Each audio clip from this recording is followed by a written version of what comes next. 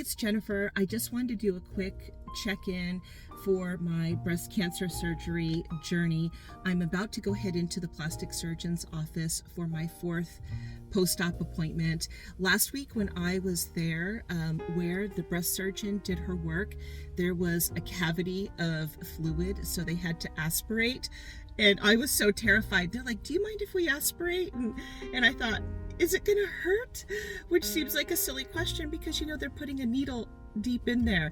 But they were able to aspirate an area on my breast that had the fluid and drained it all completely. So far, I haven't had any fluid leaking out, but I imagine today they're gonna do an ultrasound and check and see how things are, and I'll let you know how things go. My plastic surgeon just moved to this location just within the past couple of months. They used to be located at one of our local hospitals, but this is a really beautiful area. It's on the bottom floor. They've got gorgeous windows as you walk in by the reception area, like where you check out after your appointment's finished. And all the staff, the nurses, everybody is absolutely amazing here and warm. And they've got these curtains now that block the door. Here's the room. And it's, you know, comfortable, nothing unusual. And here is a partial view of the scar that was used to make the flap reconstruction.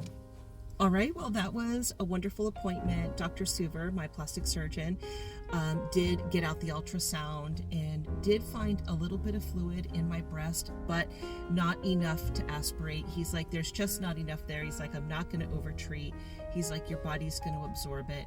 And he was also mentioning too, he's like, each time that we introduce a needle into the breast like that could open up the door for infection. And he's like, I think you're fine. He also approved me to start moving my left arm more. I've had to have it down because of my flap, and you saw that picture where I showed the scar that comes from my spine, and it comes all the way around into my breast, around the side of my breast. We've had to let that adhere, so I've had to keep my arm below shoulder level and not really move it at all, just to give everything a chance to adhere. He said very, very slowly I can start moving my arm a little bit more this week, taking my time, so that's great news. And the next time I will see him will be before I go see the radiologist for the mapping, and I'll begin radiation the end of October.